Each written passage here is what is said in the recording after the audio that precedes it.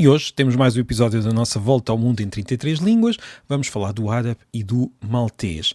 Ora, o árabe é uma língua dividida em vários, entre aspas, dialetos, que na verdade são já sistemas linguísticos separados, tal como as línguas latinas são sistemas linguísticos separados uns dos outros, e do latim.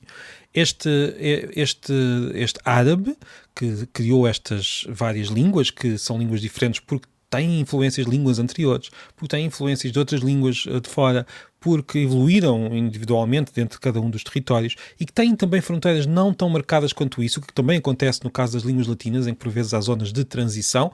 Portanto, estas línguas são de facto línguas já existentes, mas mantêm um árabe padrão, que é um árabe baseado no árabe clássico, mas que não é o árabe clássico, o árabe do Alcorão, por exemplo.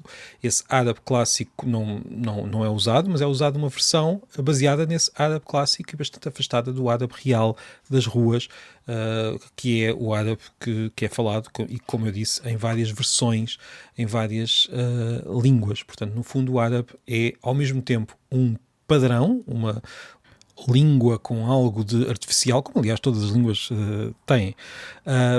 Portanto, uma língua padrão que é usada na escrita, que é usada nas situações formais, que é usada na literatura, por exemplo. E depois temos as várias, o árabe enquanto grupo de línguas ligadas umas às outras, que têm as suas tradições até literárias, a sua literatura oral, por exemplo, e que são faladas desde Marrocos até ao outro lado do território de língua árabe. É um pouco como se nós hoje falássemos em português e tivéssemos o latim como língua oficial. É uma situação muito parecida com essa.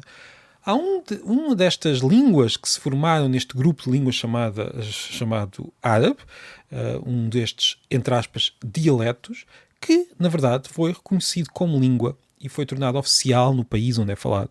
E foi até tornado oficial na própria União Europeia. Estou a falar do maltês. O maltês, que é uma língua oficial da União Europeia, é uma língua deste grupo árabe.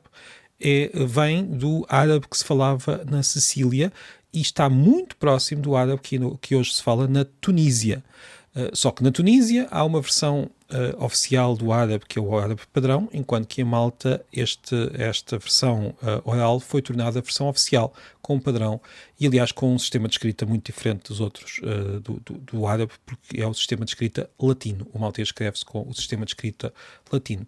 E reparem, nós encontramos lá características do árabe em muitos locais, claro, aquilo é, no fundo, uma língua árabe. Encontramos, por exemplo, esta característica. Em árabe, o plural muitas vezes faz-se alterando as vogais dentro de uma raiz que é composta por consoantes.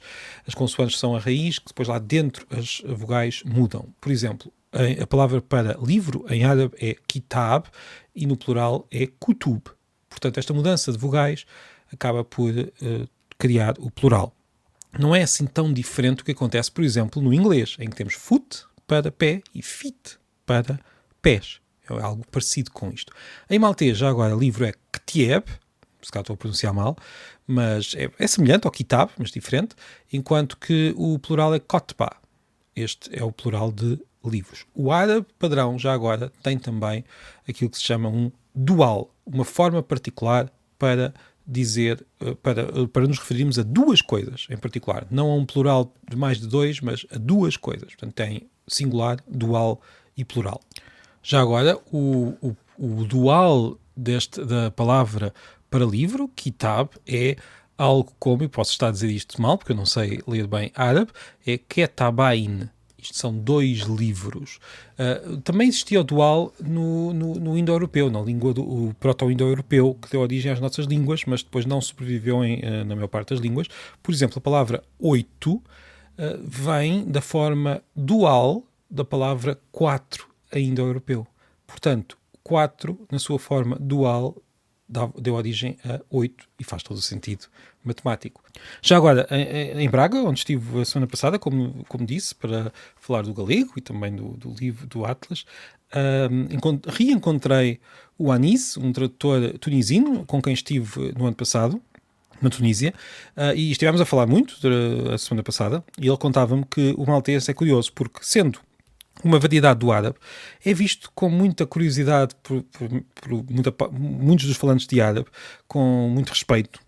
Mas esse respeito não se estende muitas vezes às outras variedades que são chamadas de dialetos e que no fundo têm precisamente a mesma origem e as mesmas características no sentido de serem variedades do árabe que tem o maltês. O maltês é visto como uma curiosidade engraçada, enquanto que, por exemplo, o árabe tunisino é visto como simplesmente um dialeto de uma língua mais verdadeira. Isto para algumas pessoas, quando na verdade o tunisino é tão língua como é o maltês.